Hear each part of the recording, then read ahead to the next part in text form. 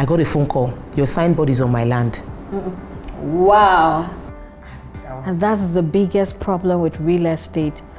Ownership, especially in Lagos State. I was like, how can my signboard be on your land? I have spoken to the family.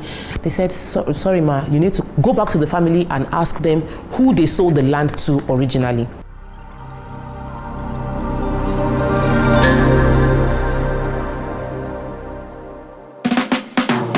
Hello everyone, my name is Omon Odike and you're watching Omon Scout. Please keep watching.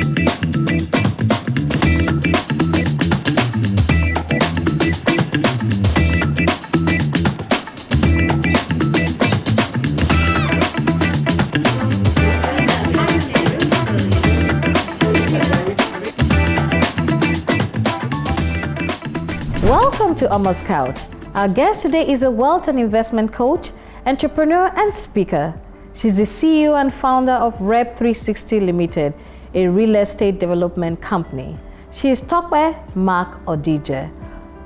Welcome, Tope. I'm happy to be here. And we're welcoming you to Omon Scout. Yeah, I've been seeing the videos on YouTube about Omon Scout, and I'm happy to be sitting on Omon Scout. Yes. I'm very excited to have you, and I know you have a lot of things to tell us about your journey and how you have started and how you are today.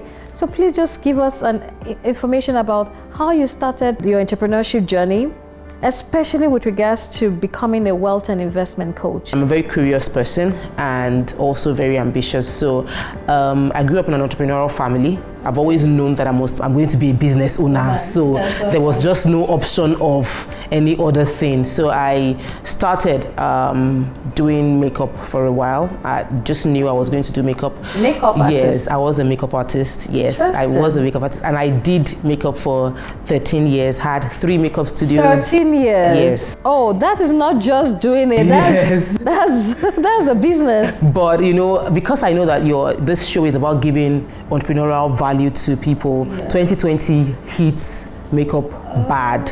So in 2020, I had to shut down 3 makeup studios. My major revenue stream had to shut down. So it was a time when I had to start thinking and reflecting, like, what else am I going to do? I know that I'm a business person. I know that I'm resourceful. I took a list of all the skills I had, and if you recollect, in 2020 everybody started finding about how to monetize their speaking, coaching. Everybody was now doing so self-development went really high. People were doing courses online. What were the things people always ask me about? And I realized that even though I was a makeup artist, I was always advising people about their money. I'm very prudent. I understand money. I was big on saving. I was big on investment, and I'd even done a course on it just because I love that topic. I love the topic of money. So in 2020, I had to now go back and think, okay, what are the things that I have that I can use to... So you gathered your skills. So I gathered my skills. I wrote a list actually of all the certifications I had done. By then, I had done life coaching. That was 3 years before 2020. I had done financial coaching. I'd done a few courses because I just like learning about money. And then I was able to collate it together, and from inside my room designed a course during the lockdown on how people can be financially... A lot of people had time to really... They had time, and a lot of things. Within a 3-month period, I know I made over 500,000 naira from courses within my room. Like, I did the entire thing right from my room. And my husband was just wondering, how did you do this? But I had to just think. Outside the box, find a solution. Yes, there was a crisis. I had to do something. And after doing that, the part of me that is really keen on helping people couldn't continue charging for it. So I ended up making it open to people to just watch the replay on Zoom. It was on Zoom. So people could watch the replay on Zoom, and I was still thinking, what can I do sustainably for a long time that I will not feel guilty about charging people to do, that would make me feel really like I'm adding value and I'm also earning well. Yeah, because even if you're doing impact, most times you need money to sustain those impacts. There's no impact that is free. You can't sustain it for a long time. Yeah. So I had to now, I attended the conference, and I'm really big on knowledge, and I've said that before. Yes, so and that's something that viewers should take note of. Almost every entrepreneur I've had on my couch has spoken about self-development, knowledge. If you are not big on that, if you are not ready to develop yourself, you are not ready for entrepreneurship, because there's no textbook to starting or even finishing anything. It's a constant journey of evolving learning, and all exactly, of that. And innovating. I went for a conference at the end November 2020, and at that conference I was really, even though I had made money earlier in the year, I just couldn't sustain doing the courses over and over again. You know, you're selling to the same market and they're small, so I wasn't getting cash flow from that again, and there were responsibilities. It was just a time when I just felt hungry for more. There was just this discontent within my spirit, like I need to do something else. I can't stick with this. And I attended that conference, and it was like every speaker was talking to me. And what conference are you referring to? Nia Adesanya Leadership Bootcamp. Is a leadership conference, but they invited real estate people. So the first speaker was into real estate, spoke extensively about integrity, and I connected, like, this is a very honest person, he's running a good business, he's adding value to people's lives, and he's making money. So the second speaker came out, and it was all about real estate and the problem in the real estate sector.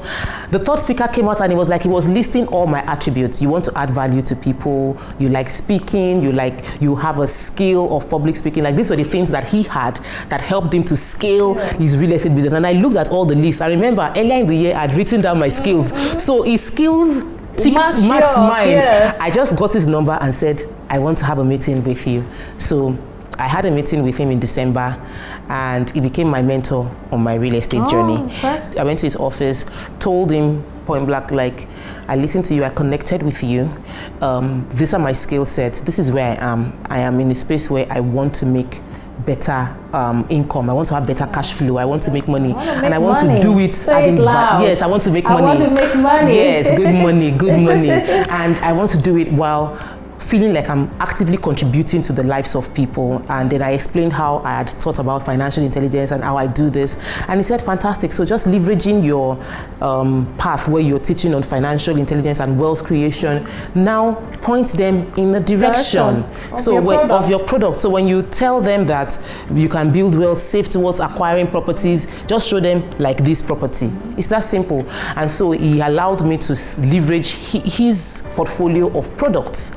And I started by selling his products. Wow. He gave me a list of books to read, told me to attend some courses. That's a good mentor. Yes, and I eagerly bought those books, bought the CDs, gave him feedback that I've read the book, I've done this. And I guess it also impressed him that I was really serious. Yes. So we started off selling his properties in 2021. I launched REB360 1st of February 2021, and your business is just 2 years, and I know you have gone very far. Yeah. Well done. Thank you. That's how we started, selling their properties in my living room, dining. I just had one person, a staff, join me. I recruited. She was supposed to be doing something else with me, but I said, see, this is where money is. I promise you will make a lot of money in this place. I've seen people that they've said within the 5 years, 10 years, they become billionaires. Yes. So there is money here. Follow me. We will make the money together. And I'm sure she's happy. She followed me. She's still with me, and she's growing, and I'm really happy about that. So that's how we moved from financial investment into real estate. And that's more like advisory or coaching, as you mentioned, into real estate. Well done, well done. So Tope, can you tell us about any investment or any project that you worked on under the REB360 that you actually had a lot of challenges? Because you started in 2020, the concept, you actually launched out in 2021, which is just 2 years ago. So, and I know in business, these are the years where you actually be facing a lot of challenges, because one is to think about it and the other is to actually execute it, which is a different ball game. So what are the challenges you are facing or are still facing, and how have you been able to address them? It's been a roller coaster. There are loads of at different phases. I'm very grateful I have the gift of mentors, and I intentionally cultivated them, because I had done makeup for 13 years at that time, and I didn't have mentors in makeup.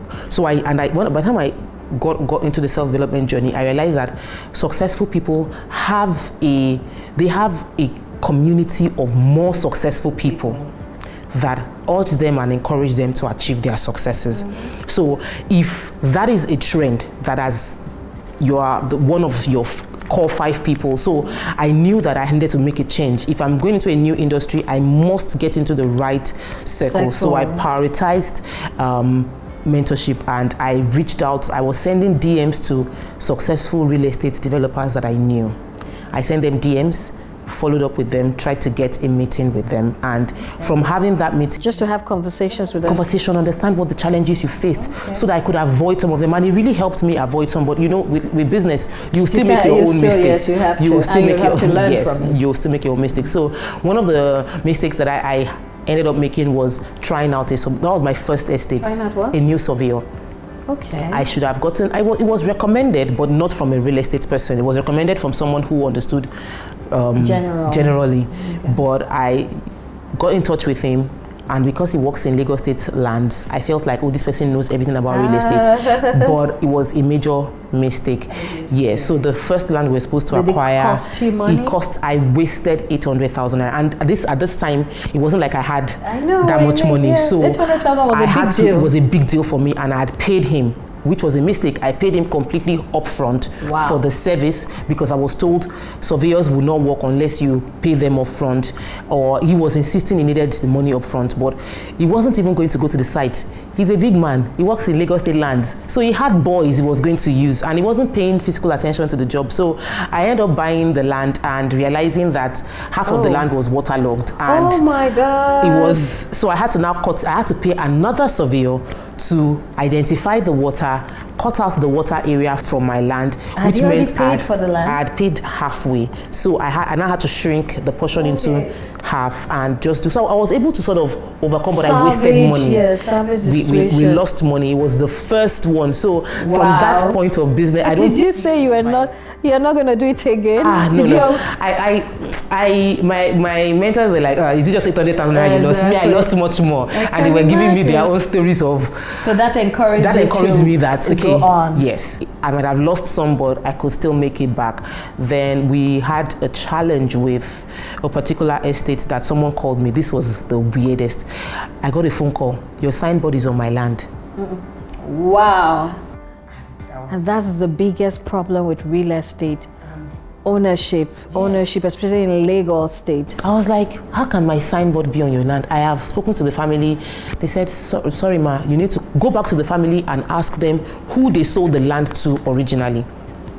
So I entered war room, prayer time. Because did you war room with NHN? Yeah, I entered, it was a prayer time because I knew that I was shocked. I had done my due diligence. So somebody was trying to play a fast one on me, and apparently it was a family. They had sold the land to someone else. People? No, just one person. Okay. Way back, like 15 years ago. The only land they had was at the back, but they knew I wouldn't want to take the back, so they pointed to the front and told me that front was available. So, and I had paid and put my signboard there, only for the man that originally bought to tell me that the only land they have available is far at the back, and that if I want that front, that this is our own land. And the prayer, for me, it was a spiritual thing, because the favor I got from the man, you won't believe that the man actually willingly sold the land to me at the same price I bought it from the family. And the family, unlike anything, even my mentors were wondering, they paid the money to the man. It is, I still haven't gotten over how that happened. They never pay. They paid the man his money, and the man gave me that same exact portion of land. So we've taken possession, and it's like we are right on the right spot. It wasn't a 1 week story. This story I just shared a few seconds. I know. It took months of back and forth. My lawyer calling them a journey. Entrepreneurship is a journey. It's not a day's back forth. The agent, the family, we threatened, because I just felt like I can't make this kind of mistake. This cannot happen, because my mentors have told me, put your signboard on the land, do your due diligence, meet with the family, take their pictures. So we had pictures of the family member, we had their passport photographs, we had their driver's license, so they could not go on that side, we're legally covered, that we got all your details. We know you. You cannot run away, you know, and we had a meeting with you. That brings me to a question, because, I mean, you're new in the real estate business. We know a lot of people who have been there for quite a while. But based on this, your experience now, so it obviously taught you a lesson. Yeah. But what do people, like, I know I have some viewers who are definitely, a lot of people are big on real estate now. A lot of people want to go into real estate. How can they avoid this? Or is this something that cannot be avoided at all? Especially this scenario whereby a particular family sells the land to multiple buyers. How can it be avoided? Okay, so here's what I do. Once I'm about to buy a property, there is a condition. I have to put my signboard on the land for 1 week before I make financial commitment. So, but before then, I've already done, because every time you meet family members, you must pay money. Every time you're having conversation, you send money. So they've gotten a bit of a few hundreds of thousands, but I haven't done like the bulk money. Yeah. So I put that signboard on the place for a week, sometimes 2, so that all the family members, sometimes it's even within the family that there are inter-family clash. One of them will call the number on the signboard and ask you, which family did you buy from? Have you paid? I'll say no, I'm going to be making payment next week. So everybody in the family knows that our leaders want to sell the land and the money is coming in next week, so that none of the members. So if anybody is doing real estate, I'll tell you, negotiate to have your signboard on the land before you make your first payment if you are a developer. Now, if you are someone buying from a real estate company, the onions will now be on you to understand the integrity of the person. Because even though I was having this challenge, I was willing to reassign all my customers to another place. One was an option, and I was very open with them. I'm big on integrity. Like, I will tell you, this is what is happening. We're having this challenge. We closed sales. I communicate over communicating. Yeah. Because if people have put their money, it's a trust business. Real estate is really integrity and trust. Okay, Tope, you just shared your challenges since you started the REB360 company, the real estate company. And I'm sure a lot of young, upcoming real estate developers, or even those who want to do real estate in any other way, would like to know, how can they start this business? What are the things they should be able to look out for? How should they, where do they start from? Because one, I know you need to have even money to even buy the land. And before you even start talking about whether there are family issues on the land or not, well, how do they get capital to be able to fund those businesses or fund the real estate business? Oh, okay, so one of the things that I've shared, I've spoken I've spoken at different conferences, and I always say that the most important thing that anybody needs to start a business is not money. It's the idea and belief in yourself. You don't need money to start a business. You need the idea, and you need to believe in yourself. Then the next phase is human capital. It's the most important capital, and we don't take it seriously. The people you have, who are the people you have around you? Are they willing to bank on you? If you have no one the human capital you're referring to now are human beings that can finance you, not even staff. I know that you thought about it as staff. I meant it in terms of human being your capital. Yes, human beings that can say, take this money. Actually. Not even prospects, people that can invest in you. Oh, people who can invest in you. You need people that can you. invest in you. Because if nobody is willing to invest in you, somebody invested knowledge in me, somebody invested time in showing me the rope. That's an investment.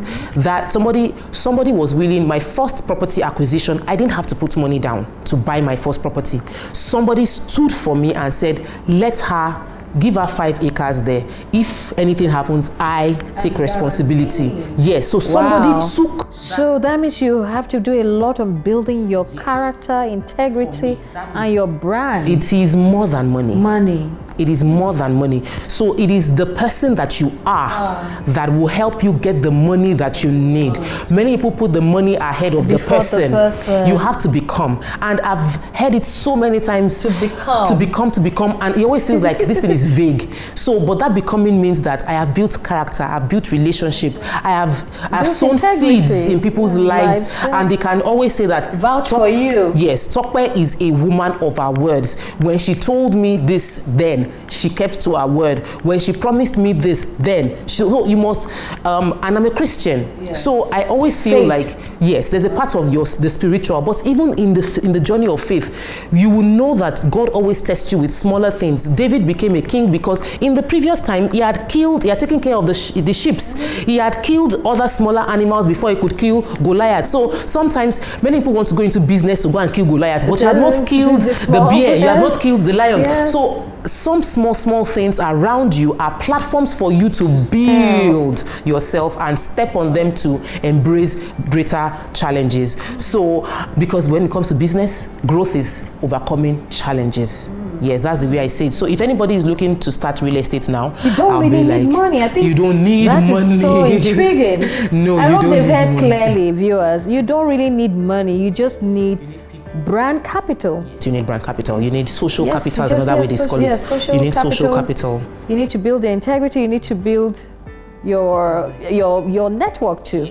You need to build your network. Attending conferences, paying for courses, joining communities, registering to be in programs of circle that are relevant to that space. Yes, some even are even free. There are free conferences, but people don't. But they need to see you. Yes, you need to be in that space, and they see you over and over again, and understand that this person keeps showing up. This person keeps acquiring knowledge. Then they would become your friend automatically. Yes, and get to know you. And from there, you're able to build something huge that you'll be surprised at what you're able to achieve in the short time. Yes, and I mean, I can resonate with that. I mean, I met you for the first time in last year actually, just last year. And what struck me was your passion for real estate. In fact, you got me so interested in real estate that I was thinking of, how will I buy everything possible? So I guess that's what you were referring to, meeting someone for the first time, creating an impact, also creating, having a good relationship and network. And here you are today on Omon's couch. After meeting, now we didn't meet in Nigeria. We actually met in Dubai at the Awake Chicas Leadership Conference. And you see, and that's building a network. Yeah. From that discussion, from that thought, we are here today also creating impact on Omon's couch. So I actually resonate with you and understand what you're saying concerning building your integrity, building your space. So it's not everything all about money, and it's looking like real estate is so much more about the person. Yes, because you will even attract the right customers. The customers will not gravitate towards you because you have money. They gravitate to you because they feel they can trust you, and so that trust part, that integrity is a major part. But I also feel like you seeking knowledge, self-development. We've said it over and over again here, and because it is too important. And many people don't take it serious. They are chasing who will give them money or giving excuses on why they haven't succeeded because they don't have money. I don't have money. Yes. I mean, I started my own business without money. So I've heard you share. Yeah, so I actually understand where you're coming from. It's all about presenting yourself right for the right person to buy into your market. Okay, Tope, so where do you see REB360? I mean, you spent 2 years already, you're going into your third year. So in the next 5 years, where do you think REB360 will be? So for me as a company, I like to evaluate my growth based on the impact that we have. Okay. So impact in what sense? Impact. So we REB360 is a wealth creation company and a people empowerment company using real estate as a tool to achieve that goal. Okay. So we create wealth by helping our customers invest into real estate, buy, sell, trade, earn in real estate. And then we empower people by giving them opportunity to earn from real estate. So we have realtors. Right now we have registered over 500 realtors. That's under your brand? Under our brand. Okay. And about 50 of them have earned commission from us. We've paid out millions in commission. So when I'm evaluating what it will mean to be successful, my first target has been I want to pay out 100 million naira in commission. And I really wanted to do that in the first 2 years. It didn't happen. We didn't hit that goal. But we've done over 30 million naira in commission that we've paid to people. So I think that's worthy. So I want to actually pay out 100 million naira in commission, and I want to do it within a year. That will mean that for you to be able to do that, it translates into what you have done. How many people's lives that would have touched Because if the minimum people get in commission is like 100,000 to 200,000, that would mean a lot of people's lives will be blessed by our business. That's people empowerment, you know. So I want to be able to pay out 100 million naira in commission within a year. So you always look at your business from the impact perspective. Yes. Because there's a quote by is it Robert Kiyosaki or I think it's Robert Kiyosaki, that if you want to get wealthy, you need to serve more people. So if I'm serving 10 people, I'll only get money from 10. But if I'm serving 1,000 people, then I'm getting money from 1,000 people. So if I say that my goal is to give away 100 cars, I will not be carless if my goal is to give away 100 cars. So if I'm giving away 100 million naira, I am not broke. I have earned enough to be able to give that. So I'm seeing a lot of faith too. Yes. There's also faith. This is the faith There's journey. also hard work. Obviously hard work and self-development. So that's how I want to analyze my growth. And then in the next 5 years, I want people living in houses I built, and I want hundreds of people living in houses in communities that I can say this is a development. It was bush, and we took it from bush into a curated community that people would love to live there. That for me is one of my core goals. So we have a development that's going to be a resort. We have one that will be an agric and residential area, and I'm seeing those two right now as we're entering our 3rd year and saying, okay, if we're able to execute on these two, yes, we've started our journey towards that community part of our business. So those are the things I'm looking forward into doing. Yes. Thank you so much, Tope. You really, really shared a lot of good nuggets. My last question would be, how do you maintain work-life balance? I know you have 3 boys. Yes, I do. And they're all below 13. They're all small, they're a handful. So there's a lot of work. How do you balance that and balance your work? And also balance your speaking engagements too, because I know you also do some speaking engagements. I can't honestly, it's not, there's no balance. There's no balance because the second guest that has said there's no balance. There's no balance. There are times when I'll sacrifice my time with my children, and there are times when I'll be sacrificing business for family, but I have an amazing support structure, and I'm very grateful for it. I know it's not a common thing. I have a very supportive husband.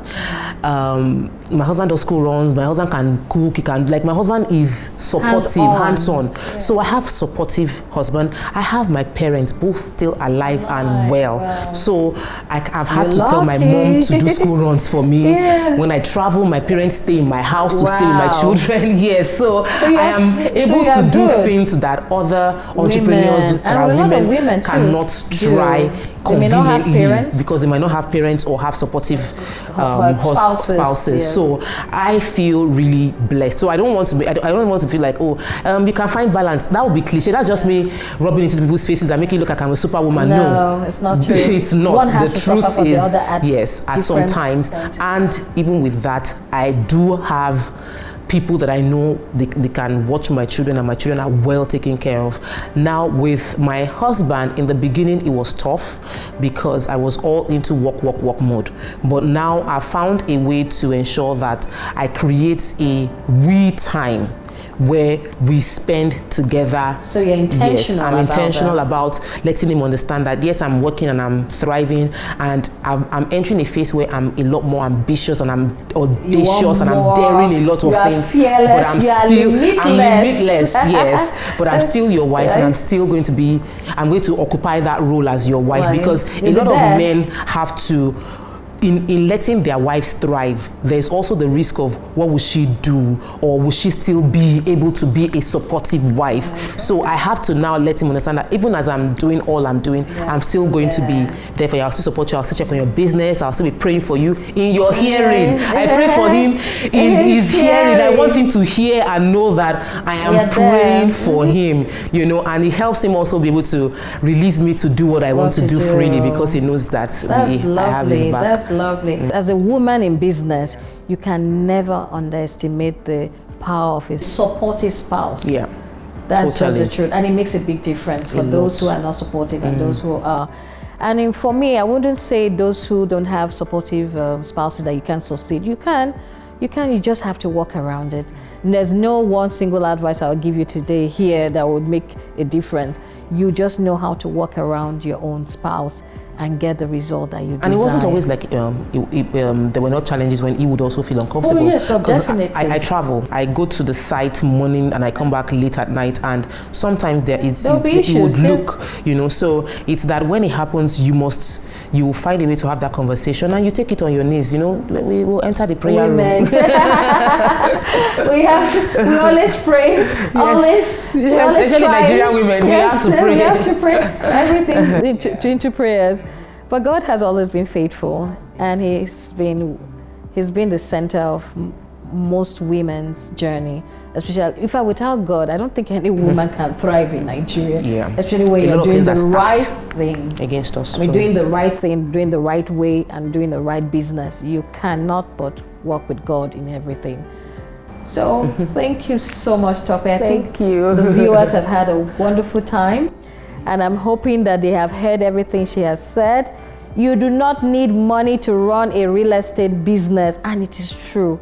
People will invest in you if they trust you and they believe in you. But for you to be able to get to the level of trust, then you have to earn it. And by earning it, you have to develop yourself, pump yourself with a lot of knowledge, go for conferences, because I know a lot of real estate conferences. Do your homework, read a lot of books, read a lot of materials. There are a lot of free sources of online materials that you can use to empower yourself. Empower yourself, then get ready and go for it. Make sure you do it afraid. It's better to do it afraid than not doing it at all. Taking a step further gives it an assurance that you're definitely on the right path to success. Thank you for watching this episode of Omon's Couch. If you would like to see more inspiring content like this, follow me on Facebook and Instagram. The handle is Omon Odike. Also subscribe to my YouTube channel.